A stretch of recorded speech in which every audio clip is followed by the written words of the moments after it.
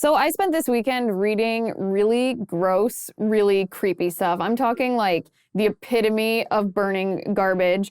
And the reason that I did this is because I was thinking over the weekend, why are conservatives right now winning the battle against critical race theory? What is it about this political fight in this political aspect of the culture war? Why are conservatives winning this when honestly we haven't won a lot of culture war battles in the past? And I thought to myself, well, the reason that we're winning the fight against critical race theory is for two reasons, really. Well, maybe 2.5 reasons.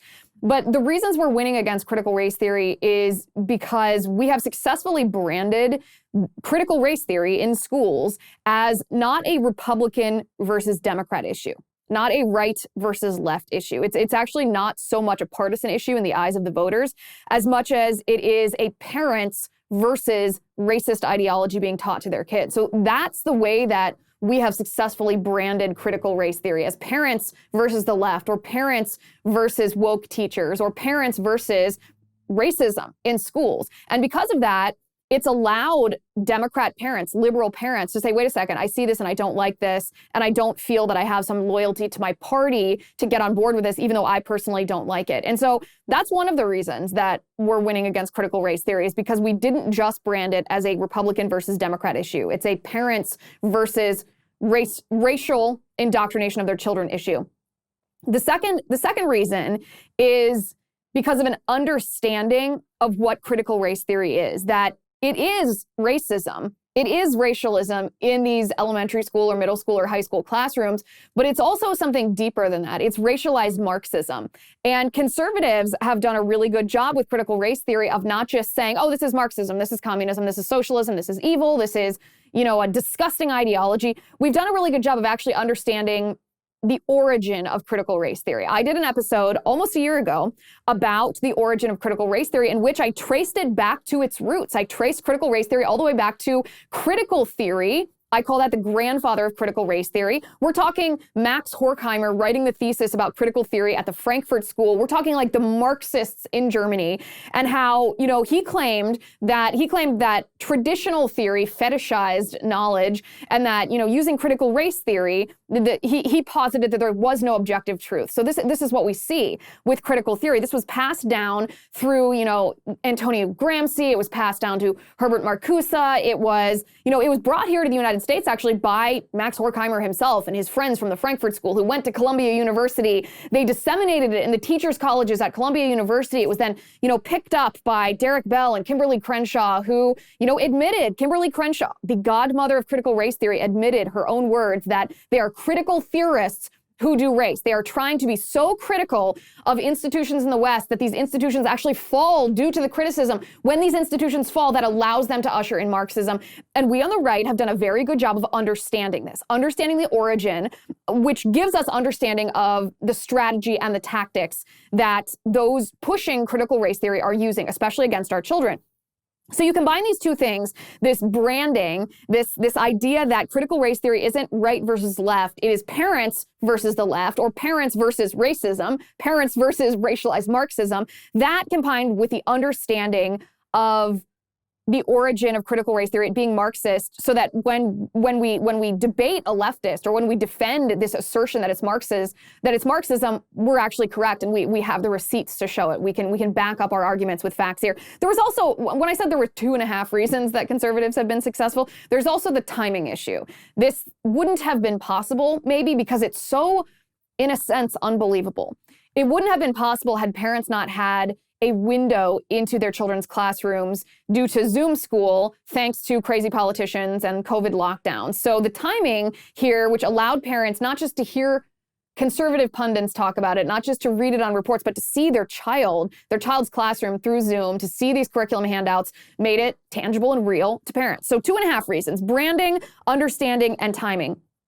And so I thought to myself, this all relates, by the way, to the reading that I did this weekend. It was not about critical race theory, but I was thinking about the groomers, the groomer teachers, the groomer organizations like Disney or Planned Parenthood, the Democratic politicians who are defending groomers like Buttigieg this weekend said that the anti-groomer, the parental rights and education bill in Florida would actually kill kids, which is patently absurd. That certainly will not happen.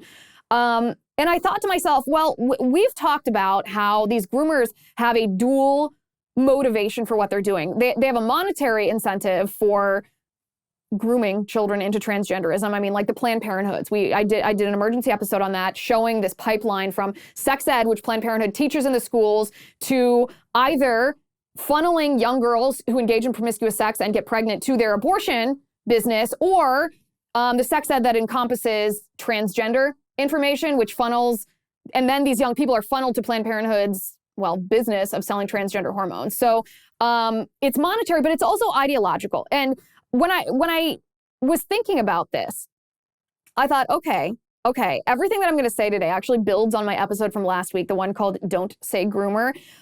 Because in that episode, I said, whether it's sexual gratification that these groomer teachers are grooming children for, or whether it's political gratification from the sexual abuse, it doesn't matter. Does it matter? What difference does it make? Whether teachers are grooming children for sexual abuse for sexual gratification, or teachers are grooming children for sexual abuse for political gratification, what difference does it make? Because the grooming of the children for sexual abuse is still happening. That is simply a fact.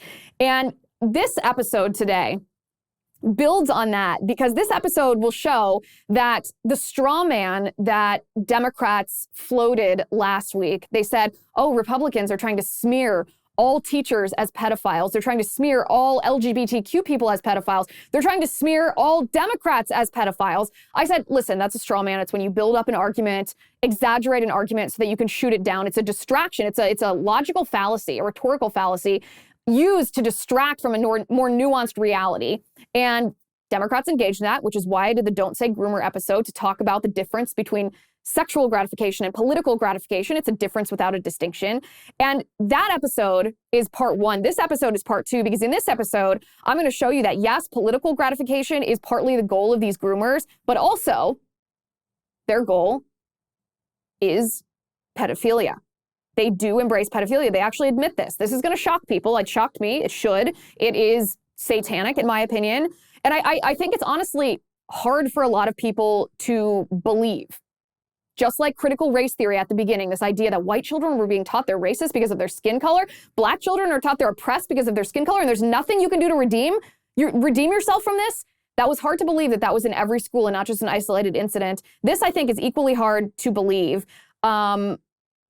A lot of people think of their local school district or their local elementary school as, a teacher being given an apple by a student, kids learning the ABCs, playing tag on the playground at recess.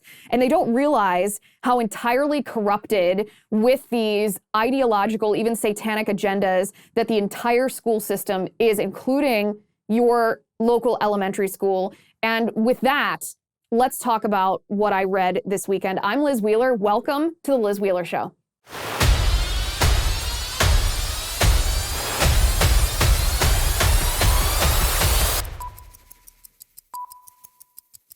I like Headspace because in this crazy world, we need some respite. I don't know who needs to hear this, but here you go. You deserve to feel better than you do today.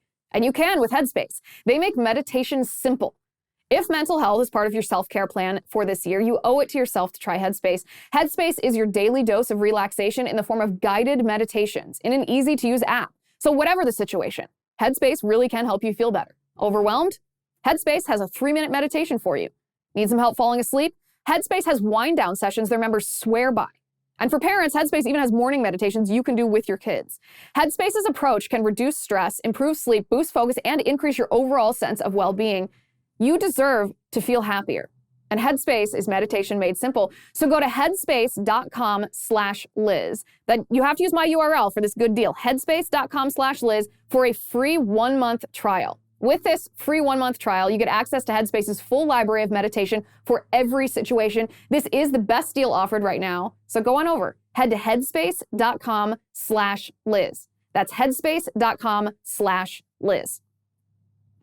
Okay, so before quickly we get into what I read and the implications of what I read, I think we need to talk for a second about what exactly children are being taught in school as it relates to the transgender ideology or the transgender agenda. So in a nutshell, and you can see the videos of a lot of these groomer teachers on TikTok, which, by the way, I don't know what kind of idiot teacher, especially in the midst of this culture war, goes on TikTok and admits that they are that they're grooming children, admits that they are sharing with 3-year-olds and 4-year-olds and 5-year-olds about their own sex lives, that they are gender queer witches. That's an actual example. This is not hyperbole. This was a video posted by Libs of TikTok, who finds these groomer teachers admitting what they are telling little children in school. I'm not even talking about those examples. You can watch those videos and see for yourself. They are examples of the thesis that children are being taught. But let's talk about the thesis that children are being taught. The thesis that children are being taught in school right now is they look at a little girl and they say, you can be a boy if you want to. They look at a little boy and they say, you can be a girl if you want to. They teach as young as preschool and kindergarten that there is no gender, that there is no gender binary. It's not a boy or a girl. They teach that gender is a spectrum. They teach that your gender does not correspond to biology. It corresponds only to your identity, how you feel. Are you a girl trapped in a boy's body? Are you a boy trapped in a girl's body? Do you feel like a girl today and a boy tomorrow? Are you neither? Are you both? They teach that sex is different than gender, meaning your genitalia have no bearing on your gender identity, that your DNA has no bearing on your gender identity. You can be a girl with a penis or a boy who has periods. They also teach that nothing sexual is wrong as long as there is consent involved. They reduce everything sexual merely to consent. There's nothing moral, there's nothing psychological, there's nothing practical, there's nothing sexual that's wrong as long as it involves consent. So this in a nutshell, these are the fundamentals that your children are being taught right now. And these fundamentals, when I identified these fundamentals, I thought, okay, well, this is not a coincidence. This is not an isolated incident. These are actually the tenets of what's called queer theory. Queer theory is, I mean, you can think of it like critical race theory, right? Critical race theory is the ideological underpinning of the lessons on white privilege, white fragility, oppressors, and those oppressed, this hierarchy that was taught to children, that children were taught they were racist or not racist and that there was nothing they could do about it. All of those lessons are what I call the principles of critical race theory, right? So children aren't told this is critical race theory and this is what it teaches. They are actually taught that the principles of critical race theory are true, that the principles of critical race theory are accurate, that critical race theory is, right? So queer theory is the same. Queer theory is an ideological underpinning of the lessons that are being taught to children in public school right now. It's not an arbitrary group of random crazy trans stuff that kids are being taught. It is in an outsource. These are the principles of queer theory that are being taught to children. Again, queer theory is not being taught like, oh, this is queer theory and this is what queer theory teaches.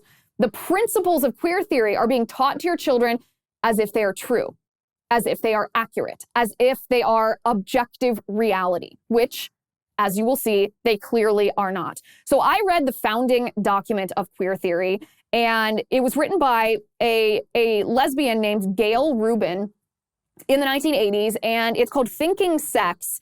And Gail Rubin's essay, it's a long essay, it's about a 30-page essay, called Thinking Sex is thought of to be the founding document of queer theory. Now, there are other academics, I hate to call them intellectuals, but there are other academics who've written about queer theory, and we'll get to those eventually. But I want to focus just on the founding document of queer theory because it's shocking, illuminating.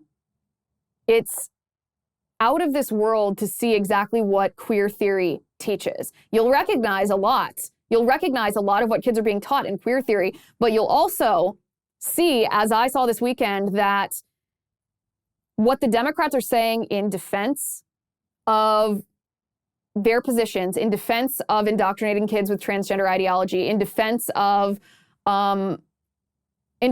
their opposition of anti-groomer bills, basically them being pro-groomer, is a lie. Because they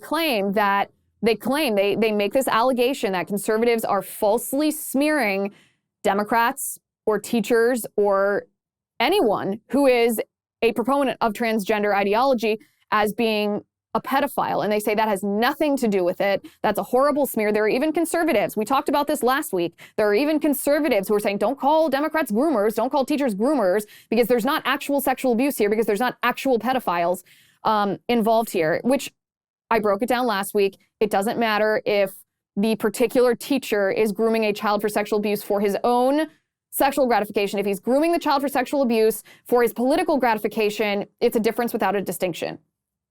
But all that being said, that's all true, but let's build on that. So Gail Rubin, in Thinking Sex, I pulled the worst, not necessarily the worst quotes. It's actually worth reading start to finish if you have a couple of hours. It will pollute your mind, but it's very illustrative. This is what she writes. I want to read a little bit of this. She said, disputes over sexual behavior often become the vehicles for displacing social anxieties and discharging their attendant emotional intensity. Consequently, sexuality should be treated with special respect in times of great social stress. She says sex is always political. So what does that say? Right off the bat, this is the first page. This is one of the first paragraphs. She says, this founder of queer theory says that sex is always political. So sex is a political weapon. We see that. We see that these children are being indoctrinated in queer theory to beget a political agenda. And the woman who wrote the founding document admits this. This is very telling. So this is not then about inclusion. This is not about tolerance. This is not about anti-bullying. This is not about helping children be their authentic selves. This is about none of that. Sex is political. So says the founder of queer theory. Then she goes on to say, and this is where it gets really twisted. She goes on to talk about the sexualization of children. And instead of talking about it as a negative thing, which the vast, vast, vast majority of the American public believe, she is in favor of the sexualization of children. She says, quote, the notion that sex per se is harmful to the young has been chiseled into extensive social and legal structures designed to insulate minors from sexual knowledge and experience. For over a century, no tactic for stirring up erotic hysteria has been as reliable as the appeal to protect children.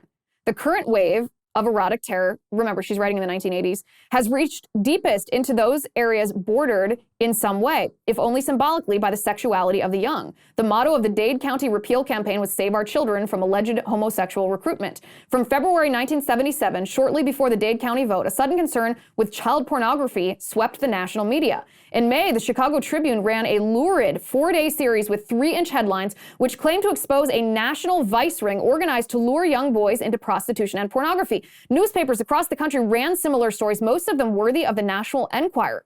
So even this is the introductory paragraph to this. What is she doing? She is belittling child pornography. She is belittling children being forced into prostitution, and she is advocating for the sexualization of children.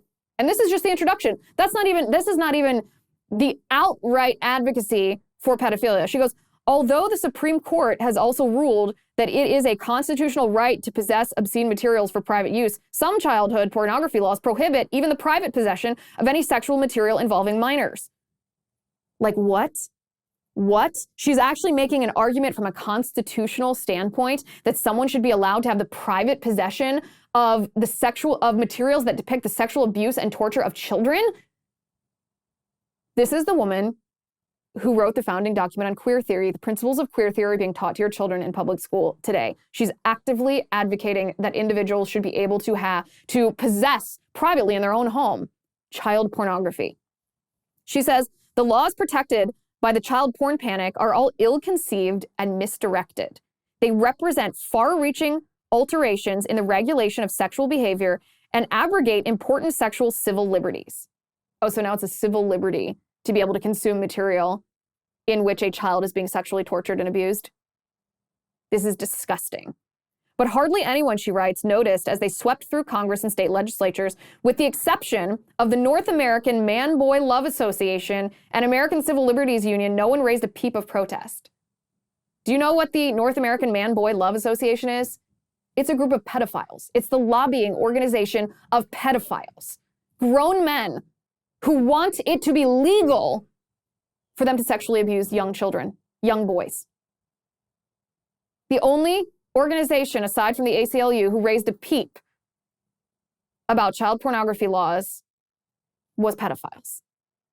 She goes on to say, it's harder for most people to sympathize with actual boy lovers. Like communists and homosexuals in the 1950s, boy lovers are so stigmatized that it is difficult to find defenders for their civil liberties, let alone for their erotic orientation. Consequently, The police have feasted on them. Local police, the FBI, and watchdog postal inspectors have joined to build a huge apparatus whose sole aim is to wipe out the community of men who love underage youth.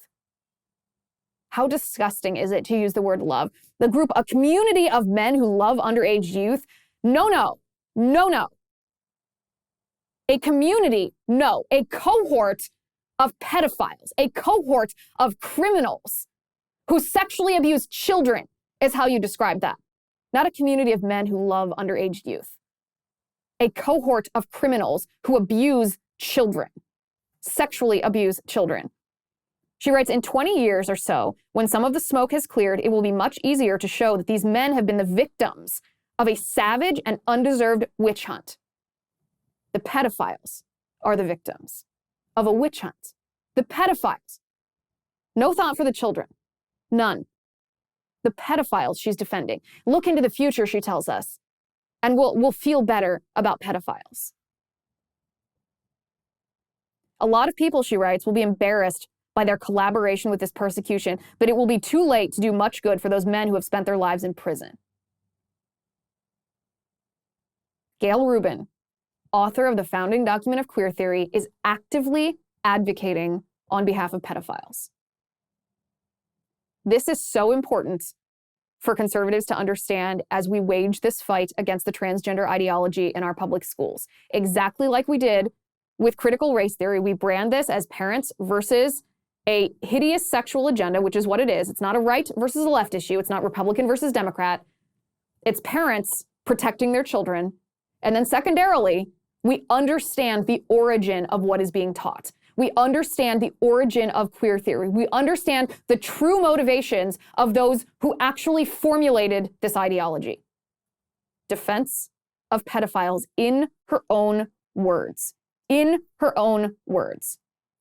She's not done. She's not done. She goes on to say, and remember, by the way, before I even read, remember those tenets that I said are being taught right now in school, that there's no gender binary, that there's no right and wrong, that you can be who you want to be. It's all about your identity. These are included.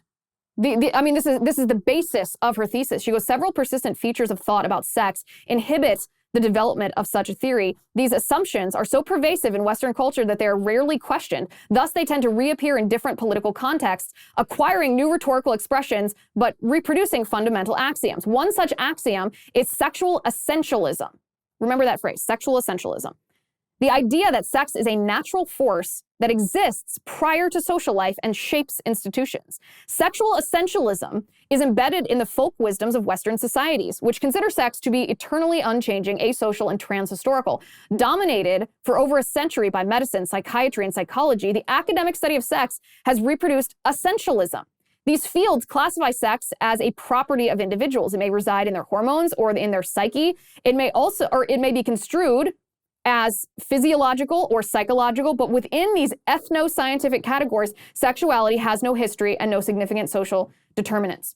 So what is she arguing? So that bunch of mumbo jumbo is literally the basis for saying that you can be how you identify, that you are not a girl because you have 2 X chromosomes and female genitalia and certain hormones, and you are not a boy because of those reverse characteristics in you. This is sex essentialism. She is trying to debunk the idea that there's anything inherent about sex. She's trying to destroy objective reality, right? Destroy it absolutely, completely. And this is something. So I mentioned before that there are other scholars who have written about sex essentialism, and The History of Sexuality, published by Michael Foucault in 1978, is one of those works of academia that really tries to debunk sex essentialism, if you will. So if you want to read that, and I say that sort of laughing because we need to read it, but it's also absolute garbage, then that's one of the works on which Gayle Rubin bases her works. So now let's talk about some of these other aspects of queer theory that are being taught to your children. Now, I'm a pretty crunchy person in my personal life, which is why I like Beam Dream. Did you know that poor sleep can cause weight gain, mood issues, poor mental health, and lower productivity? And if you sleep less than 6 to 7 hours per night, it's linked to reduced white blood cell count. And not many people realize this, but having a consistent nighttime routine is so important. A better tomorrow starts tonight. Introducing Beam Dream. Beam is the world's most innovative functional wellness brand with unique products for everything from sleep to recovery. And today, you get a special discount available for Beam's sleep product, Dream Powder, their best-selling healthy hot cocoa. It contains natural sleep-promoting premium ingredients, triple lab tested, no THC, and you wake up refreshed. I'm talking 98% of people surveyed fall asleep faster when taking Beam Dream, and 99% of people experience better sleep quality. You just mix Beam Dream into hot water or milk, you stir it, you enjoy it 30 minutes before bedtime. If you don't love it, we'll get your money back, guaranteed. For a limited time, you can get $20 off if you use my URL, beamorganics.com/Liz, and use my promo code Liz at checkout. That's BEAM organics.com/Liz, beamorganics.com/Liz, and use my promo code Liz for $20 off at checkout. Okay, so Gail Rubin goes on to write about the intersection, you'll notice intersectionality, the intersection of sex and race. She goes, it's impossible to think with any clarity about the politics of race or gender as long as these are thought of as biological entities rather than as social constructs. Similarly, sexuality is impervious to political analysis as long as it is primarily conceived as a biological phenomenon or an aspect of individual psychology. Sexuality is as much a human product as are diets, methods of transportation, systems of etiquette, forms of labor, types of entertainment, processes of production, and modes of oppression. Once sex is understood in terms of social analysis and historical understanding, a more realistic politics of sex becomes possible. One may think of sexual politics in terms of such phenomena as populations, neighborhoods, settlement patterns, migration, urban conflict, epidemiology, and police technology. So what does this tell us? This is her argument that sex is political. And if she believes that sex is political, she believes that sex is a social construct. If she believes that sex is a social construct, then she believes that children's minds can be formed to believe about sex what she wants them to believe about sex. So again, this is the queer theory that is being taught to our children in public schools right now. She then goes on to create a diagram, if you will, a diagram talking about how there's a hierarchy. Remember, you'll notice some of these same phrases from critical race theory because ultimately, as we will conclude in a moment, queer theory is neo-Marxism, the same as critical race theory, right? Because critical race theory encompassed this idea that there's those who are oppressing and those who are oppressed. And the purpose of this was to have the oppressed overthrow the oppressors, to destroy the institutions, whether they're cultural institutions like the family or governmental institutions like capitalism, in order to usher in Marxism. That's why it's a neo-Marxist ideology. The same with queer theory. Queer theory is a neo-Marxist ideology that posits that sex is also hierarchical. Sex is also a system of those who oppress and those who are oppressed. And the only way to solve this dilemma that they have created is for the oppressed to throw off the oppressors. And by doing so, this will destroy cultural, social, and governmental institutions like the family, like parental rights, like the protection of children, and ultimately liberty and freedom and capitalism. And instead of those institutions, what will we have? We will have a system of Marxism where government is at least controls, if government doesn't own the entire means of production and dictate the values and the principles that people are allowed to believe and live and teach to their children. This is why it's a neo-Marxist ideology. This is what Gail Rubin is talking about. This is what Gail Rubin is talking about. And one of the ways, so she creates this diagram. She creates this diagram showing what she calls the sexual value system. And this is all part of the argument that there is no wrong sexual behavior as long as that sexual behavior is consensual. This is what she says. Figure 9.1 diagrams a general version of the sexual value system. According to the system, sexuality that is good, normal, and natural should ideally be heterosexual, marital, monogamous, reproductive, and non-commercial. It should be coupled, relational, with the same generation, and occur at home.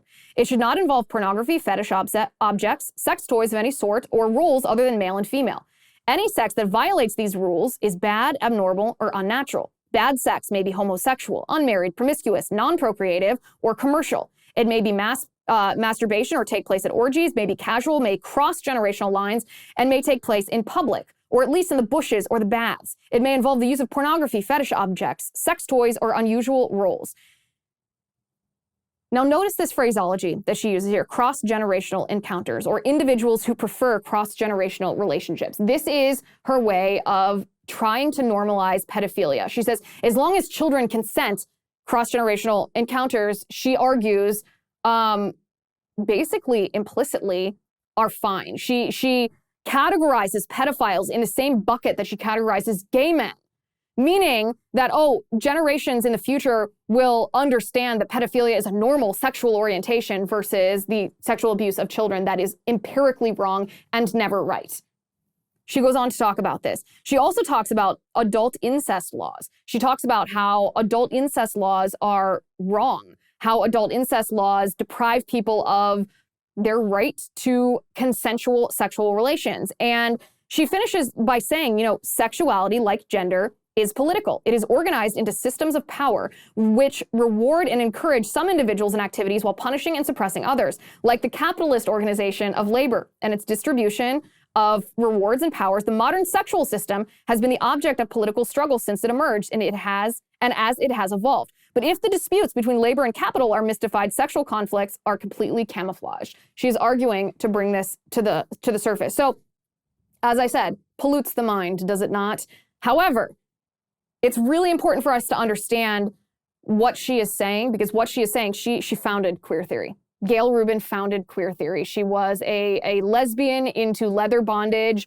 And not just on a personal level, she founded organizations dedicated to lesbian leather bondage. And she wrote this neo-Marxist thesis on queer theory, the principles of which are basically, there are four principles. This identity without essentialism, that children have no gender, that their identity is based on how they feel, and that there's nothing essential, there's nothing fundamental, there's nothing biological about their gender. That's maybe the first foundational thing. The second is transgression. The third is transgression being that there's nothing wrong with any sexual behavior as long as it's consensual. Resisting binaries is, you know, the spectrum, the gender spectrum that our children are being taught. And social construction is this idea that sex is political, that sex can be taught to children the way that, well, people like these neo-Marxists want it to be taught, that there is nothing inherent or trans-historical about it. These are the four fundamentals of queer theory. And so now go back to think about what your children are being taught. Your children are being taught that,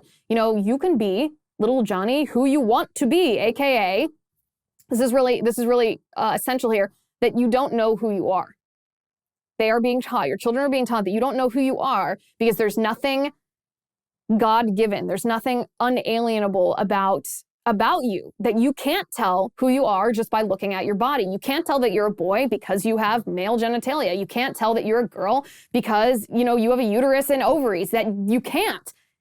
Children are being taught that you can be who you want to be and that you don't know who you are. And that's so destructive, because if you don't know who you are, then you have to look for an identity. And if you're looking for an identity that's not based in reality, it's based on what you feel, then you can easily be manipulated into thinking that you feel the way that groomer teachers or organizations who stand to profit or neo-Marxists who are using this in the wider strategy to take over our society want you to feel. That's why these people are groomers. Secondly, they're being taught that nothing sexual, as long as it's consensual, is wrong. This destroys the moral fiber of our nation, as we all know, and leads our society down a path where childhood innocence is destroyed. Childhood innocence is a critical part of the family unit. It's a critical part of society. It's a critical part of the formation of right and wrong, the understanding of the reality that is around us. Now, again, this is what your child is being taught in school. They're being taught that there's no gender, there's no binary, it's a spectrum, that it's not based on biology, it's just identity, that sex is different than gender. And it all kind of makes sense that when we see what our children are being taught and we understand that, okay, these are the principles of what? The principles of this ideological underpinning, which is queer theory. These principles, or not these principles, but this brainwashing that our children are undergoing are actually the principles of queer theory, and queer theory is neo-Marxist. Now, again, this ties into critical race theory in a very Marxist way, which, again, is really important for us to understand if we're going to destroy this. But one of my favorite things that we have in our basement is my Patriot Supply emergency food kits. Friends, when the world falls apart, it's going to fall hard. This is just the beginning. That's why I want you to drop what you're doing right now and go to this website, mypatriotsupply.com. Why? Because you need to stockpile emergency food for the coming nationwide food shortages right now. Here's a sad fact. The average American family has less than a week's worth of food on hand.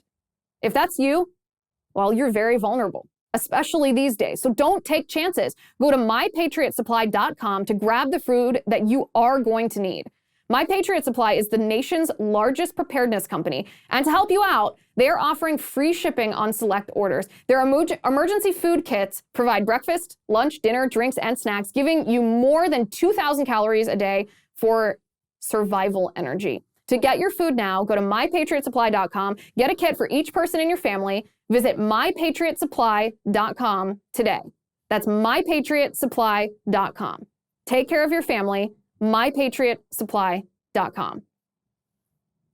Okay, so critical race theory and queer theory are very similar to begin with in the sense that they're both neo-Marxist. They both teach the principles, not in an academic, legalistic standpoint, like this is critical race theory and this is what it teaches, this is queer theory and this is what it teaches. No, they teach children the principles of their theory as if those principles are truth, as if they are objective reality, as if they are morally correct. And all of those things, they are not. They are neither morally correct, nor are they objective reality, nor are they true. But they're necessary. Critical race theory and queer theory emerging in our school system at the same time is no coincidence. It's a necessary, I call it a 1-2 punch, right? Because you remember that phrase that I said to hold on to, that sex essentialism. That's sex essentialism. Sex essentialism is defined as it's basically a mutable characteristic, right? That your sex is your DNA, your sex is your genitalia, your sex is your reproductive organs, your sex is your hormone levels, and all of that combined, something that you don't have control over, that this is an essential part of who you are. And this sex essentialism that queer theory tries to destroy is the same sort of essentialism that critical race theory is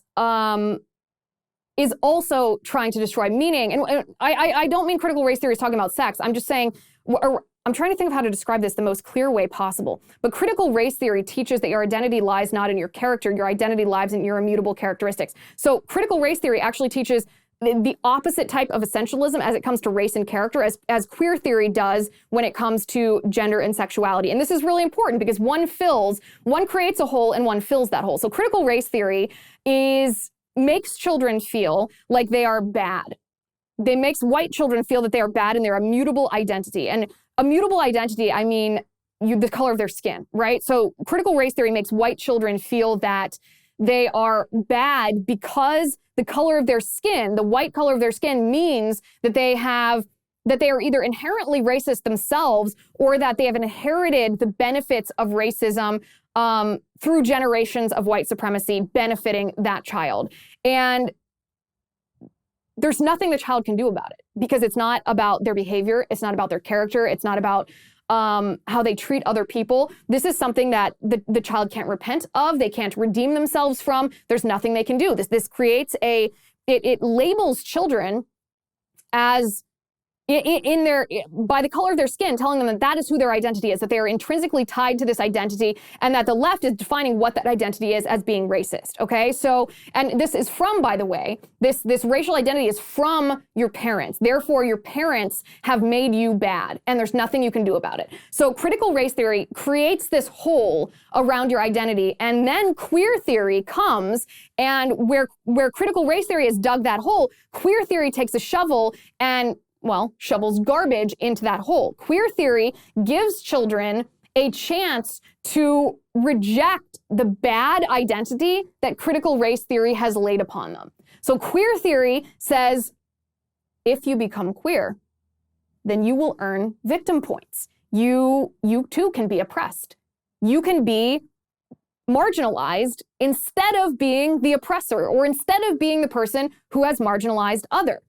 You can throw off your parents' bad legacy by choosing your identity now. Your identity aside from race, your identity as it relates to your sexual identity.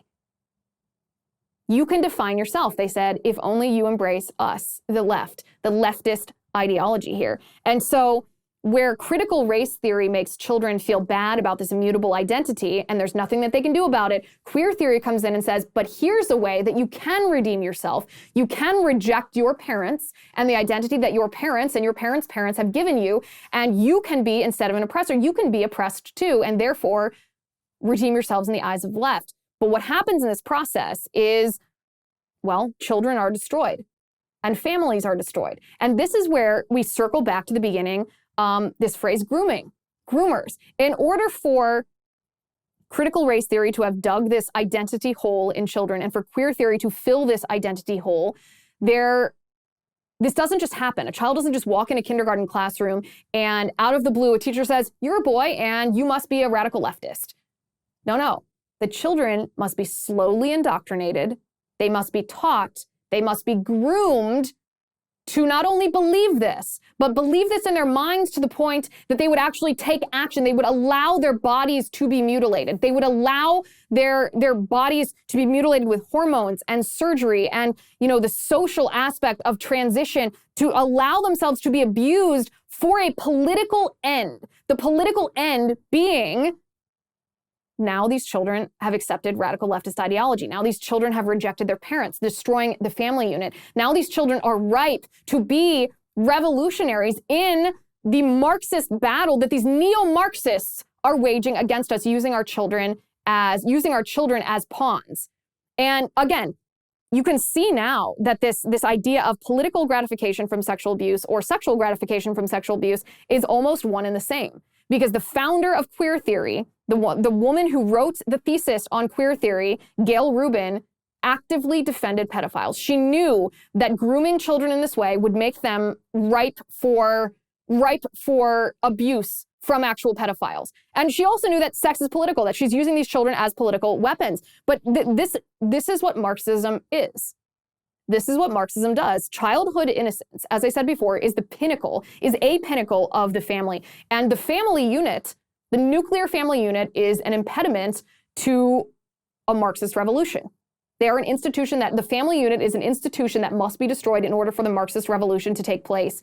And this is the attack on the family is evidence. I mean, we see this attack feminizing men. We see the feministing of women, turning them against motherhood and against men and against their femininity. We see the sexual revolution encourage sexual promiscuity, took sex out of the confines of marriage where it belongs. We see this anti-religion assault on our culture in general, which again destroys the family, because the family essentially is a representation of the mystical union between God and his church.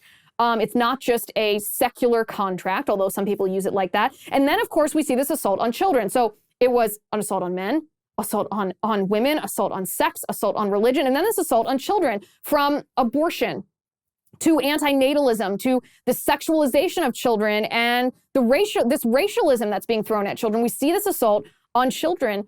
These Marxists understand that they are using children as their pawns in both their sexual and their political agendas. They not only understand that they're doing that, they are doing that deliberately. They understand what they're doing it on purpose, and they're aiming it at our children. So if we want to defeat queer theory in schools the way that we are actively defeating critical race theory, then we need to use the same tactics. We need to brand queer theory as parents versus the transgender ideology, parents versus the idea that their child could transition in a classroom and that the school administrators could hide them from it, or that their kindergartner is being told that they can be transgender.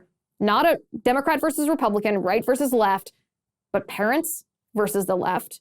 And then we have to understand the origin of queer theory so that when we make the accusation that this is not just tolerance, this is not inclusion, that this is an insidious ideology, a neo-Marxist ideology with a political end of toppling our country and imposing Marxism, then we have the receipts to prove this, that we can name names, we can quote quotes, we can show that the founder of queer theory advocated, lobbied for pedophiles, lobbied for adult men to be able to sexually abuse children without any consequence, without any legal accountability, and even with cultural acceptance, that the pedophilia and the Marxism are intrinsically tied together in this case, and there's simply no argument otherwise.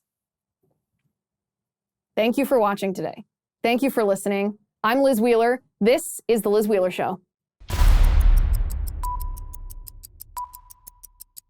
The Liz Wheeler Show is produced by Jonathan Hay, executive producer Chad Abbott, director of photography Kevin McRoberts, editor Alejandro Figuerella, sound mixer Robin Fenderson, director of marketing Emily Washler, production and talent coordinator Matt Toffler, and senior publicist Patricia Jackson. This has been a Soundfront production.